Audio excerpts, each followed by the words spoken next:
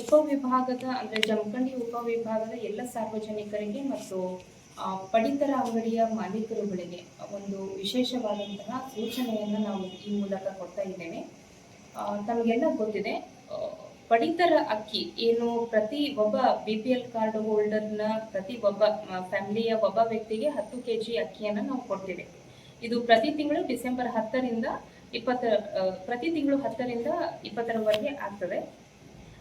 ತಮಗೆಲ್ಲ ಗೊತ್ತಿರೋಂಗೆ ಪಡಿತರ ಅಕ್ಕಿಯನ್ನ ಪಡೆದು ಮತ್ತೆ ಕಾಳಸಂತೆಯಲ್ಲಿ ಅದನ್ನ ಮಾರಾಟ ಮಾಡುವಂತಹ ಜಾಲ ನಮ್ಮ ಉಪವಿಭಾಗದಲ್ಲಿ ಸ್ಪೆಷಲಿ ರಬಕವಿಬನಟ್ಟಿ, ಜಮಖಂಡಿ ಮತ್ತು ಮುಧೋಳ ಆಲ್ಮೋಸ್ಟ್ 4 ತಾಲೂಕುಗಳಲ್ಲೂ ಈ ಜಾಲ ಒಂದು ಸ್ವಲ್ಪ ತೀವ್ರವಾಗಿ ಸ್ಪ್ರೆಡ್ ಆಗಿರೋದು ಎಲ್ಲರ ಗಮನಕ್ಕೂ ಬಂದಿದೆ.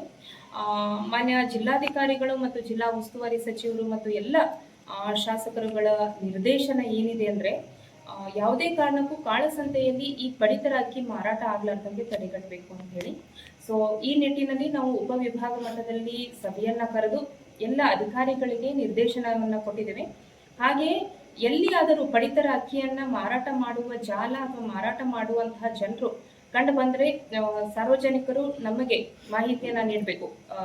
ಆಯಾ ತಾಲೂಕಿನ ತಹಶೀಲ್ದಾರ್ಗೆ ಅಥವಾ ಫುಡ್ ಇನ್ಸ್ಪೆಕ್ಟರ್ಗಳಿರ್ತಾರೆ, ಆಹಾರ ನಿರೀಕ್ಷಕರಿರ್ತಾರೆ, ಅವರಿಗೆ ಮಾಹಿತಿಯನ್ನ ನೀಡೋದಕ್ಕೆ ನಾನು ಈ ಮೂಲಕ ಕೊಡ್ತೇನೆ. ಅದರ ಜೊತೆಗೆ ಈ ಪಡಿತರ ಅಕ್ಕಿಯನ್ನ ಏನು ನಮ್ಮ ಅಂಗಡಿಗಳಲ್ಲಿ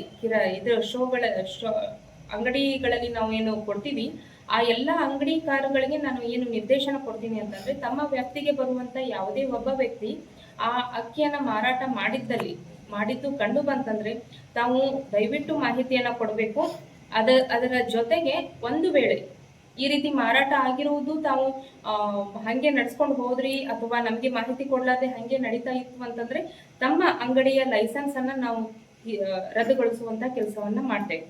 ಅದರ ಜೊತೆಗೆ ಎರಡನೇದು ನಿರ್ದಾಕ್ಷಿಣ್ಯವಾದಂತಹ ಕ್ರಮವನ್ನು ನಾವು ಈ ತಿಂಗಳಿನಿಂದ ಏನ್ ತಗೊಳ್ಳೈತೇವೆ ಅಂದ್ರೆ, ಯಾವ ವ್ಯಕ್ತಿ ಅಕ್ಕಿಯನ್ನ ಮಾರಾಟ ಮಾಡ್ತಾರೆ, ಕಾಳಸಂತೆಯಲ್ಲಿ ಪಡಿತರ ಅಕ್ಕಿಯನ್ನ ಪಡೆದುಕೊಂಡು ಮತ್ತೆ ಇಂಟರ್ನ್ ಮಾರಾಟ ಮಾಡ್ತಾರೆ, ಅಂತಹವರ BPL ಕಾರ್ಡ್ಗಳನ್ನ ಕೂಡಲೇ ನಾವು ರದ್ದು ಮಾಡ್ತೇವೆ. ಸೊ ಅದಕ್ಕಾಗಿ ಈ 2 ವಿಶೇಷವಾದಂತಹ ಸೂಚನೆಗಳನ್ನ ಮಾನ್ಯ ಜಿಲ್ಲಾಧಿಕಾರಿಗಳು ನಮಗೆ ನೀಡಿರ್ತಾರೆ.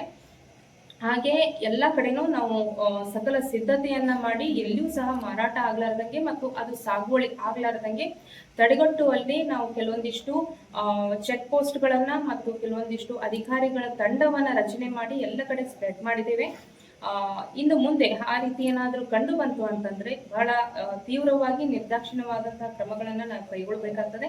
ಅದಕ್ಕೆ ಈ ಮೂಲಕ ಸಾರ್ವಜನಿಕರಿಗೆ ಈ ಒಂದು ವಿಷಯವನ್ನ ನಾನು ಹೇಳ್ತಾ ಇದ್ದೇನೆ. ಸಾರ್ವಜನಿಕರು ಸಹ ಅಷ್ಟೇ ಜವಾಬ್ದಾರರಾಗಿರೋದ್ರಿಂದ ತಮ್ಮಲ್ಲಿ ಮಾಹಿತಿ ಇತ್ತು ಅಂತಂದ್ರೆ ನಮಗೆ ತಹಶೀಲ್ದಾರ್ಗೆ, ಫುಡ್ ಇನ್ಸ್ಪೆಕ್ಟರ್ಗಳಿಗೆ, ಫುಡ್ ಶಿರಸ್ತೆದಾರಗಳಿಗೆ ಮಾಹಿತಿಯನ್ನ ಕೊಡೋದು, JD ಫುಡ್ ನಮ್ಮ ಜಿಲ್ಲಾ ಮಟ್ಟದ ಅಧಿಕಾರಿ ಇವರಿಗೂ ಸಹ ಮಾಹಿತಿಯನ್ನು ಕೊಡುವುದನ್ನ ತಾವು ಯಾವುದೇ ರೀತಿ ಹಿಂಜರಿಕೆ ಇಲ್ಲದೆ ಕೊಡಬೇಕು ಅಂತ ಹೇಳಿ ನಾನು ವಿನಂತಿ ಮಾಡ್ತೀನಿ. ಧನ್ಯವಾದ.